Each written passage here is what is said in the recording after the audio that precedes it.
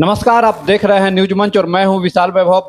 देश के केंद्रीय मंत्री गिरिराज सिंह और बीजेपी के महाराजगंज से सांसद जनार्दन सिंह सिग्रीवाल ने पश्चिम बंगाल के मुख्यमंत्री ममता बनर्जी पर कड़ा हमला बोला है। और क्या कुछ उन्होंने कहा है, चूंकि जब से बंगाल में जो डॉक्टर बिटिया के साथ जो है दुष्कर्म हुआ और उसकी हत्या की गई, इसको लेकर बंगाल में कहीं ना कहीं लगातार इसका प्रोटेस्ट करने देखने को मिल रहा है। और इसको लेकर कल बीजेपी के द्वारा बंगाल बंद का भी आह्वान किया गया था। और आज केंद्रीय मंत्री गिरिराज सिंह और बीजेपी सांसद जनार्दन सिंह सिग्रीवाल ने जमकर हमला बोला है ममता बनर्जी के ऊपर।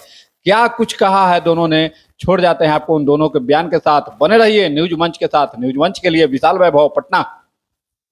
दिखता और ममता बनर्जी के साथ दिखते, यानी बलात्कारियों के साथ ये टुकड़े टुकड़े गैंग दिखते।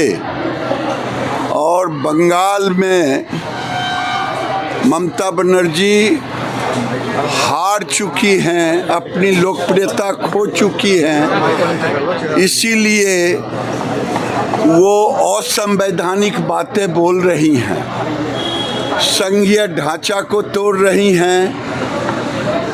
और उसके समर्थन में जो लोग खड़े हैं, यानी बलात्कारियों के समर्थन में, चाहे राहुल जी हों चाहे लालू जी हों। ममता कह रहे नरेंद्र मोदी इस्तीफा दे, वो इस्तीफा नहीं देंगी।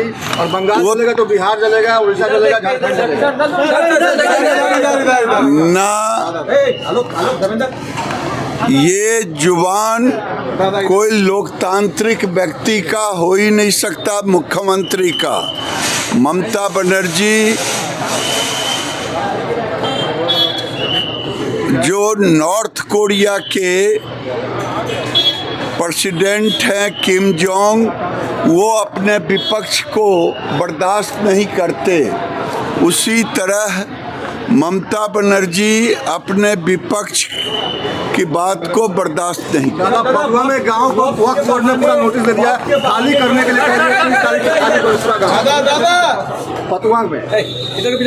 दुनिया की कोई ताकत नहीं, वक्फ बोर्ड और संवैधानिक है। संविधान में कहीं वक्फ बोर्ड का जगह नहीं है।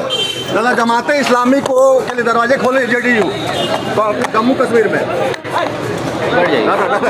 कांग्रेस कह रही कि अल्पसंख्यकों को सड़क पर ला रही है वक्फ के बहाने, शांत नहीं रहेगा अधिकार अगर हनन हुआ तो।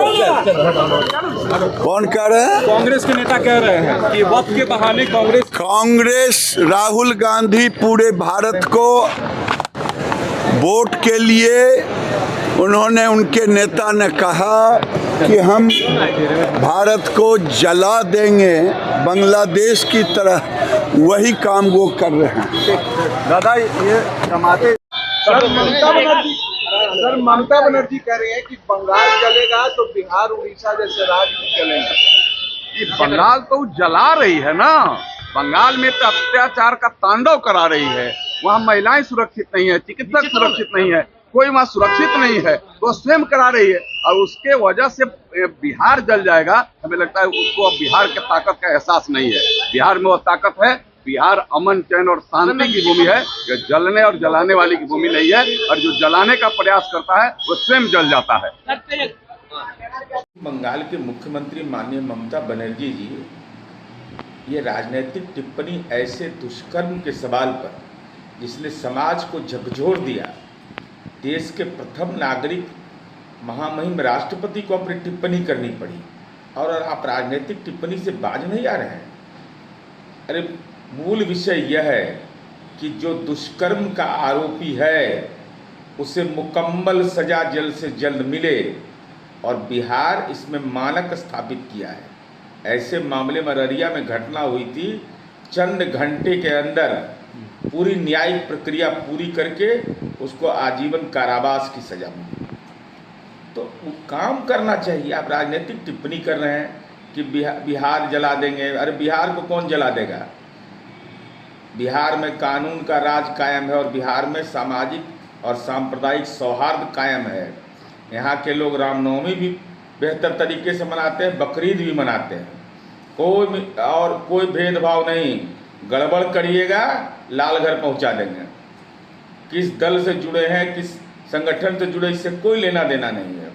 तो आप राजनीतिक और अब बिहार के बारे में, असम के बारे में, उत्तर प्रदेश के बारे में क्या टिप्पणी कर रही हैं आप? पश्चिम बंगाल को बचाना आपकी राजनीतिक जिम्मेवारी है। वहाँ के लोग अगर मानसिक रूप से परेशान हैं, अगर बेटी के साथ गलत हुआ है तो स्वाभाविक है चिंता आपको इसकी करनी चाहिए। तो आप राजनीतिक चिंता कर रहे हैं, रैलियाँ, प्रदर्शन, ये क्या मतलब इसका है?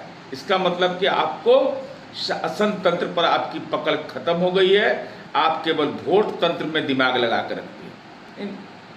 माननीय नीतीश कुमार जी का यूनिक सेलिंग पॉइंट है कानून का राज, यूएसपी। कोई अब इसमें जनता समझौता नहीं करने वाली है। और यही कारण है कि 2024 के लोकसभा चुनाव का परिणाम निकाल लीजिए तो महिलाओं का वोट सबसे ज़्यादा जनता दलियों को मिला। इसका मतलब बेटियां सुरक्षित हैं, महिलाएं सुरक्षित हैं, तो उसका तो राजनीतिक नतीजा। और बिहार जैसे राज्य में अब यहाँ के लोगों का टेस्ट है खेल अकादमी बनना, पुलिस भवन ने अकादमी बनना। बताइए तो पुलिस मुख्यालय पर हेलीकॉप्टर उतरने का प्रावधान कोई सोचता था? 5000 बेड का पीएमसीएच हॉस्पिटल बन रहा। जब स्वास्थ्य सेवाएं निजी क्षेत्रों को जा रही हैं तो राज्य सरकार ने इतना बड़ा फैसला किया, तो इसके इतने सुंदर नतीजे आ रहे हैं कि लोगों का टेस्ट बदल गया। अब टेस्ट वह नहीं है, बदहजमी के शिकार हो जाइएगा।